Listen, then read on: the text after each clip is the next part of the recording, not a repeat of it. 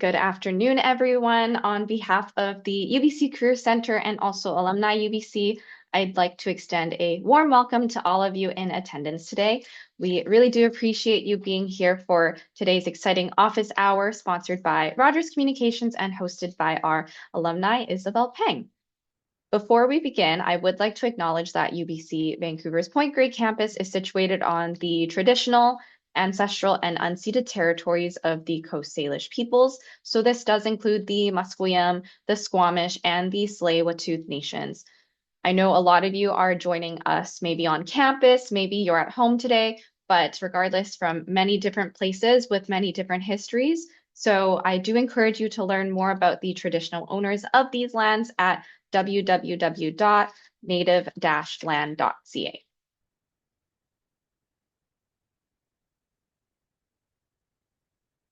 And I mentioned before, but if you haven't had the chance to check in for today's event, you can also scan this QR code if you're having troubles maybe with the link. If it's easier for you to scan it on your phone, please go ahead and check in and let us know that you're here today. So my name is Connie Huang, and I'm a Employer and Alumni Engagement Advisor with the UBC Career Center, and I'll be your moderator for today's event. Just a reminder that while we're in our event space, I would like to remind us all that as members of the UBC community, we are expected to uphold a respectful environment in where respect, civility, diversity, and inclusion are valued. So at the UBC Career Center, we support students throughout your academic journey on campus by connecting you to experiences, resources, and people. And how we do this is through a variety of programming. So we have the Work Learn program at the center. We also have our career development coaches where they can support you with both drop-in advising and one-on-one advising. For any career-related questions, it could be as simple as touching up your resume, how to write that cover letter, or to as existential as what do I do with my career? We also have a number of ways for you to engage with employers, and that's through our career fairs, employer information sessions, and also virtual and mentorship networking events like alumni office hours. You can always visit us in Brock Hall or also through your Careers Online account to learn more about our services. And just a reminder that all of you are muted throughout the beginning portion of the event, but we will have a Q&A opportunity afterwards to connect with Isabel and ask questions about her experience. So before I pass it on to Isabel, I would like to introduce Isabel Peng, who's our speaker for today. She is the Director of New Student Transition and First Year Experience at Caltech. So Isabel, I'd like to pass it over to you. Welcome. Perfect, thank you. Let me just go ahead and share my slide. All right, good afternoon, everyone. My name is Isabel Peng. I use she, her pronouns. I am incredibly honored to be here today. Thank you so much to Connie and her team for inviting me to present. I also work in higher ed and student services, and I appreciate the amount of work it takes both behind the scenes and also leading up to the program to put together this office hour. So thank you so much again for all the work. A little background about me. I was born in China and I currently live in Los Angeles. I spent my childhood living between LA and Vancouver, oftentimes moving back and forth the two cities due to my dad's job at the time. I would say my formative years were spent in Vancouver. So when anyone does ask where my hometown is, I always say it's Vancouver. It's also a nice conversation starter to share that I am Canadian because we are known to be friendly folks. So I like to say that. I am also an American citizen, which will tie into my presentation a little bit later. So a little bit about my background, my education background. I am a proud UBC graduate. I received my Bachelor of Arts class of 2016, and then I moved to LA for graduate school at the University of Southern California, USC. At USC, I got my master's in social work, which was a 2-year graduate program. I currently work in student affairs at the California Institute of Technology, and I've been at Caltech for a little over 5 years. For those who may be not as familiar, Caltech is a highly selective private institution that specializes in STEM. In terms of student size, it is a very small university with just under 1,000 undergraduate students and a little over 1,000, about 1,300 graduate students, mainly PhD degree candidates. So my current role is the Director of New Student Transition Programs and the First Year Experience, which I'll talk more about in a few slides. Just some fun facts to get to know me outside of my work. I have a dog named Bagel. His photo is on the top there. My husband and I adopted him about 6 years ago. And so now he is a 11-year-old senior puppy who loves fetch. And we really haven't found a food he does not like to eat yet. We're still figuring that out. I also enjoy traveling. And last year I visited Amsterdam and Copenhagen for the first time. And finally, I love UBC. I really, really do. You'll hear about it a lot during the presentation, but it's been close to 10 years since I was a student there, but my time at UBC continues to be my happiest and most transformative times. And I try to visit campus whenever I'm back in town, which is usually 2 to 3 times a year.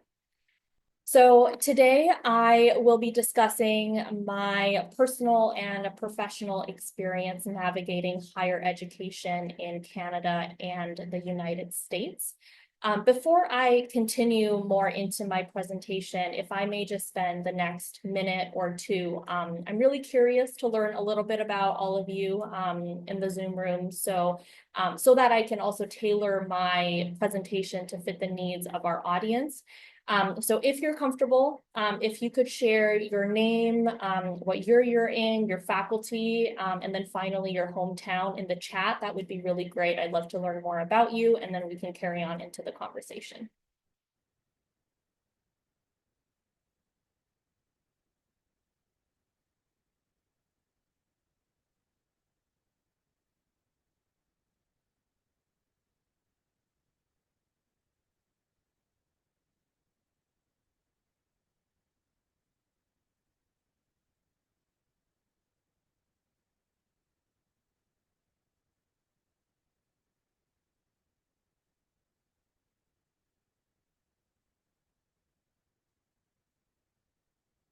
Some things coming in through the chat. Don't be shy. That's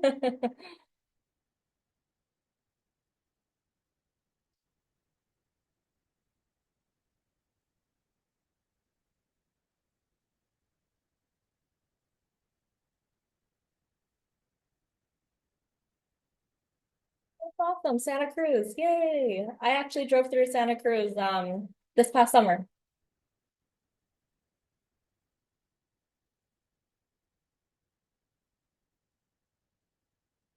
Nice to meet you, Vanessa.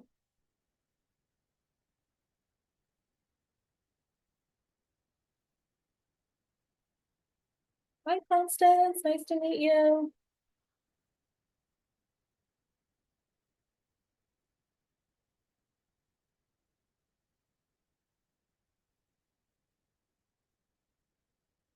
Ooh, awesome. PhD candidate.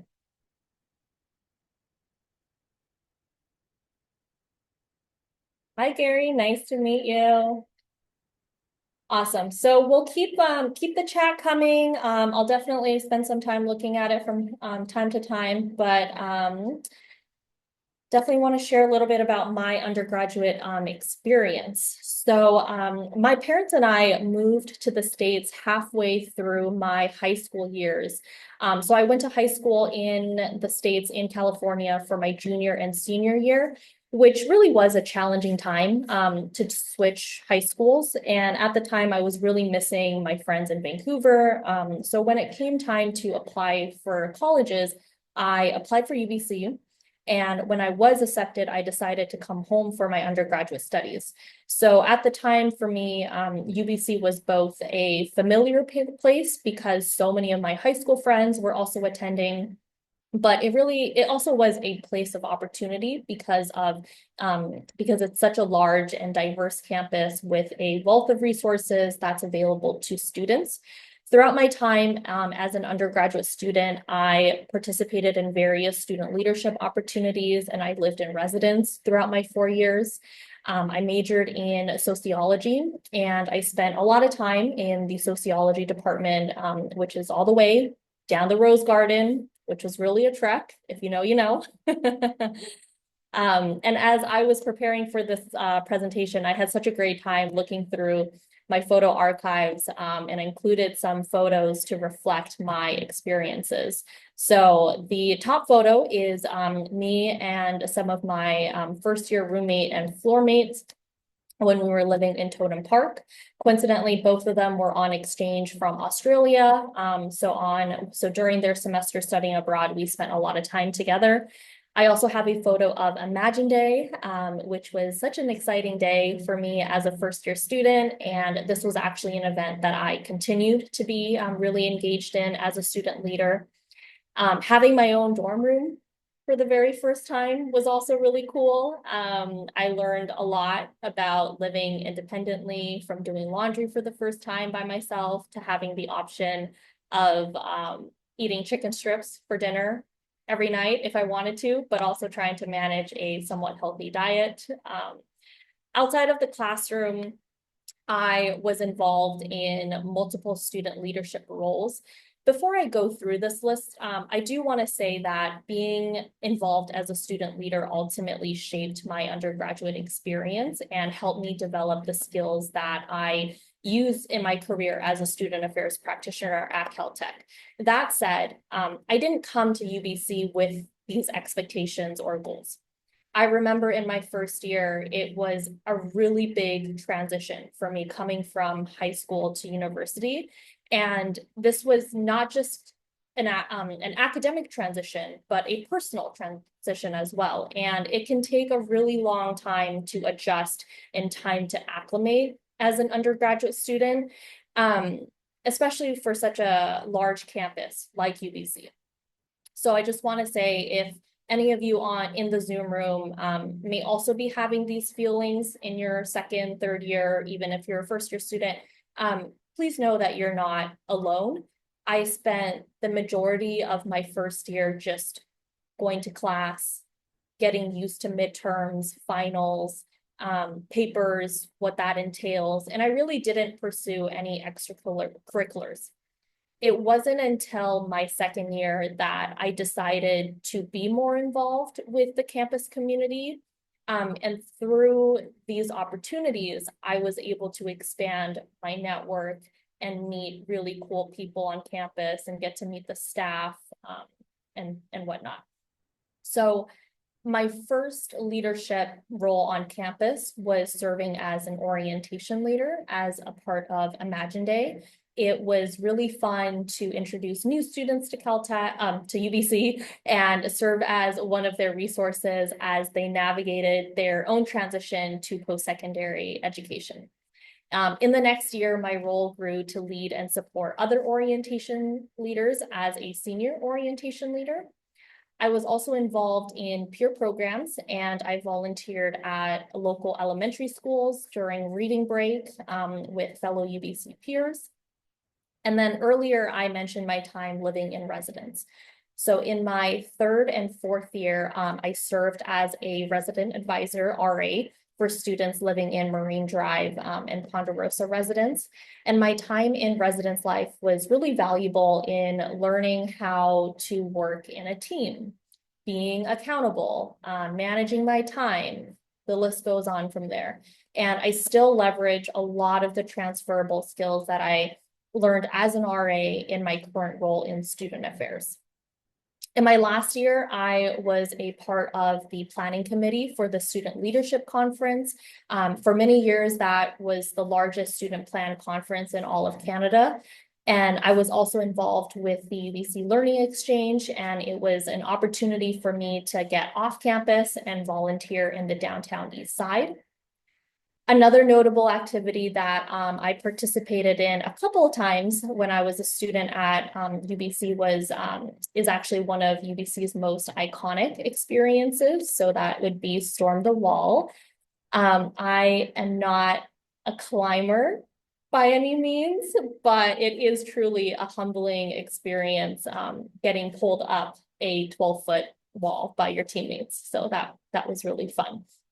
Anyways, I can go on and on with a lot of UBC stories, but after 4 years and many incredible memories later, I graduated in the summer of 2016. And a few months later, I started my graduate program in social work at USC. So I chose the USC program because of its focus on community-based practicum training in addition to the coursework. So during my 2-year program, I also completed about 1,200 hours of internship. So in my first year, I interned in a low-income senior residential facility where all of the residents were elderly immigrants whose primary language is Chinese. And in my second year, I worked in the USC Alumni Relations and Advancement Office, and then focused more on macro level social work. I'm happy to talk more about either of those experiences if any of you have specific questions. But next, I want to talk a little bit about my professional career. So after graduating with my master's degree, I took some time off to volunteer as a crisis counselor while I was waiting for my US work permit. So as a crisis counselor, I provided crisis intervention counseling through a text-based platform called Crisis Text Line. And in that role, I supported folks managing issues such as depression, anxiety, self-harm, suicidal ideation, panic attacks, etc. And in this role, I used a lot of the counseling theories that I learned in my graduate program, and I was able to incorporate a social work lens when it came to risk assessment, safety planning, problem solving, to assist clients in those crisis situations. It was around this time that I realized I wanted to pursue a career in student affairs, specifically in higher education. But I wasn't too sure which area to focus on at the time. So for example, there are academic services such as the dean's office, registrar's office, there's admissions, the career center, residential life, diversity and equity centers, the list goes on. So as a way to learn more about the different departments within student affairs, I started to reach out to professional staff working in different higher ed institutions in Los Angeles to learn about their job and career path.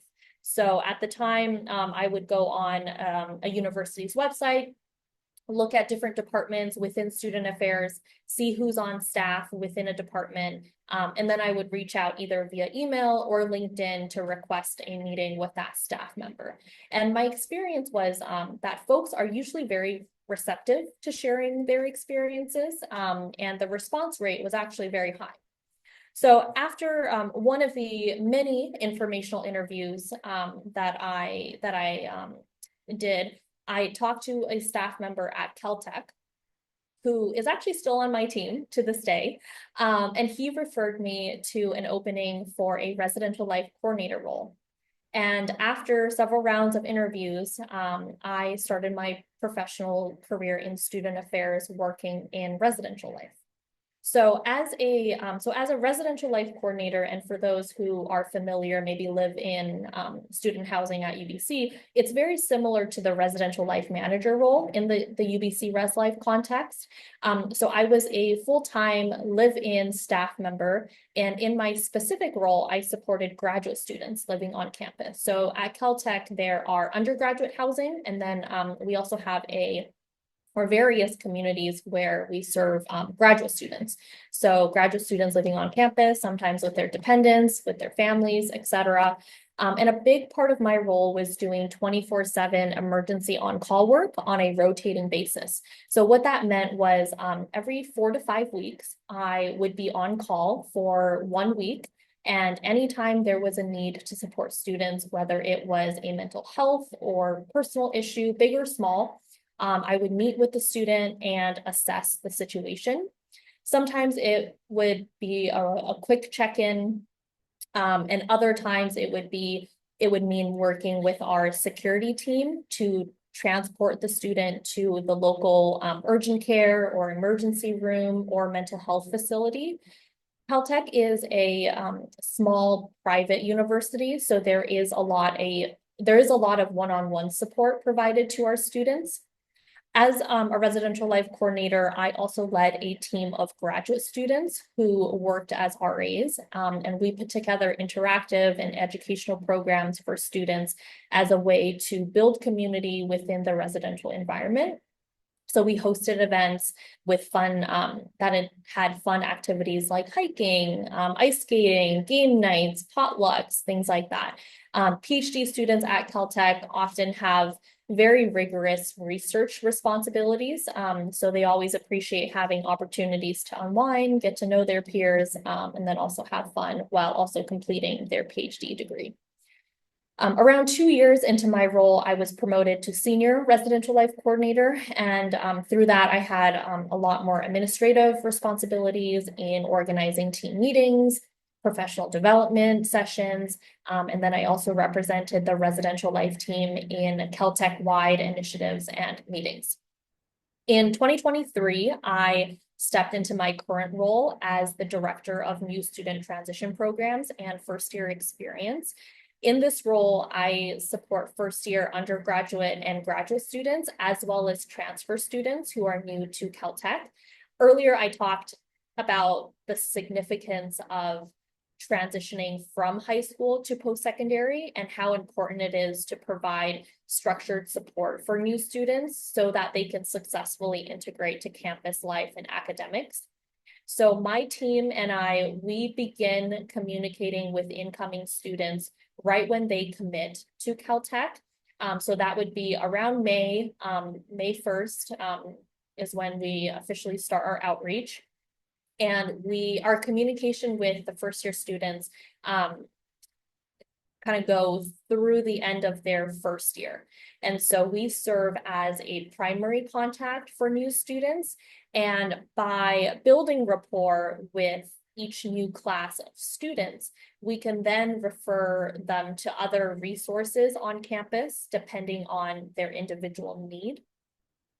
I also lead large-scale events for first-year students, including Caltech's new Student Orientation Week, as well as Family Weekend, which is coming up next weekend. And this is a big event where we welcome back the families of our first-year students to campus for a weekend of programming and events. So it's a busy time in my office where we're excited.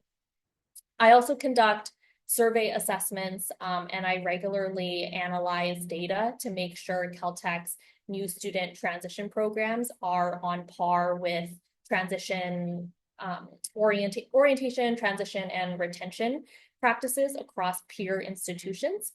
And what I really love about my role is the ability to create strategic initiatives that meets the needs of our new students, which changes every year.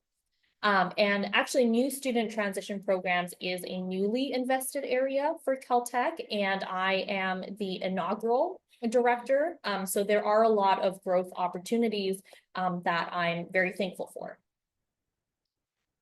Next, I would like to highlight some differences between higher education in Canada and the US. So for the sake of time, I'll be focusing on 3 primary areas, and I'll start with institutional structure and types. So in the US, there's more diversity in the types of post-secondary institutions, including public universities, private colleges, community colleges, Ivy League schools. Many community colleges serve as pathways to 4-year universities, with students attending community college for the first 2 years, completing their general education courses, and then transferring to a 4-year university and taking courses that are more specialized in their major, and then ultimately graduating with a degree from that university. Canada primarily has public universities and colleges, and a few private institutions. And tied to the various institutional types, funding and tuition is higher, especially for private institutions for both undergraduate and graduate education in the United States. There is a heavy reliance on student loans. And while some students receive federal and state financial aid, it is limited to domestic students. So when I attended USC for my master's degree, at the time I was an international student, and therefore I was not eligible for any financial aid.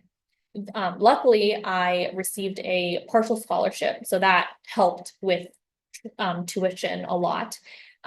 Because I remember, and at the time I was doing the calculations, I remember the cost of taking one course at USC equated to like one full year's tuition at UBC. So with that said, in Canada, tuition fees are lower on average, especially for Canadian citizens and residents. In terms of campus life and culture, and having been involved in campus life in both Canada and in the US, I would say there is more emphasis on structured co-curricular experiences in the US. So college sports, Greek life, they're all an integral part of many US universities, especially on the undergraduate level. So are student clubs and organizations. Most universities in the States have a robust residential community, as most undergraduate students live on campus, especially in their first year. For example, at Caltech, Caltech requires all of our first year undergraduate students to live on campus, and about 90%, so a very high number, 90% of our students continue to live on campus through their time as an undergraduate students, as undergraduate students. So in comparison, in Canada, many more students are commuters, although larger universities do offer residence options. There is certainly an abundance of co-curricular activities at UBC, with the NEST and the AMS being a central hub for a lot of these social engagements. I've also been following UBC current events, and I think a lot more student residential buildings have been built over the past decade, which is really great news. This provides more housing for students, and you know, when students live and study on campus, they naturally become more integrated into the campus community, whether that's through academic research or extracurricular involvement, things like that. One additional but also related note is I've seen a lot more institutional engagement with students' families in the US. Many US institutions have departments dedicated to family engagement and outreach. Actually, my department was renamed to the Office of Student and Family Engagement this past fall. And so now our work focuses also on supporting families of our first year students. And data has shown that engaging families in undergraduate student life can significantly improve student academic performance, retention rates, and overall well-being. And this is certainly not a comprehensive list by any means. There are also differences that we don't have as much time to touch on today, but just on top of my head, I can think of differences in admission processes, post-graduation pathways, cost of living, things like that. So we can definitely dive a little bit more about that in a separate conversation. So before we transition into Q&A, I wanted to conclude with a few insights on making the most out of your undergraduate or graduate degree. I know there are a few graduate students on this call. So UBC offers world-class research opportunities, and top tier faculty. So definitely take advantage of those resources. But oftentimes, and this is certainly my experience, personal and professional development happens outside of the classroom. So I recommend getting involved in diverse co-curricular opportunities that are available to you as a student. The initiatives that I was a part of were really meaningful to me and have positively contributed to my career today. So for some students, it may mean joining a student club, or participating in UBC recreation, your residence hall association, whatever it is, find initiatives that you yourself are passionate about. My second recommendation is to foster connections and build rapport with professional staff working in industries you are interested in by asking questions about their professional career path, learning from their experiences. Informational interviews are really great. And I found that professionals are especially open to speaking with students about their experience.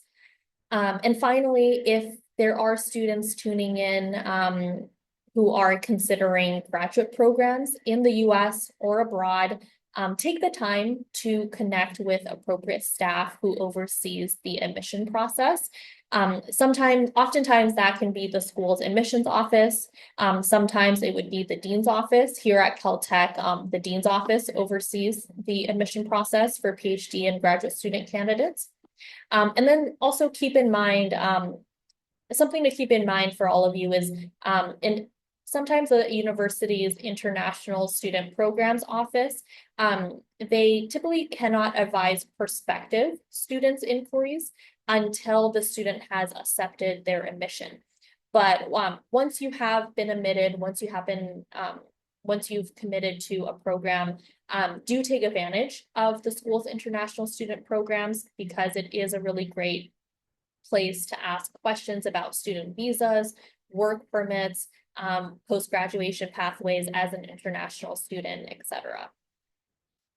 So with that, I just want to say thank you so much for taking your time, for sharing your time with me this afternoon. I know you're all super busy as students, so I really do appreciate you taking the time to tune in. I know we have time for Q&A now, so happy to answer any questions, but you're also welcome to connect with me if there are any questions that come up down the road. You can find me on LinkedIn, as well as reach out to me at my work email.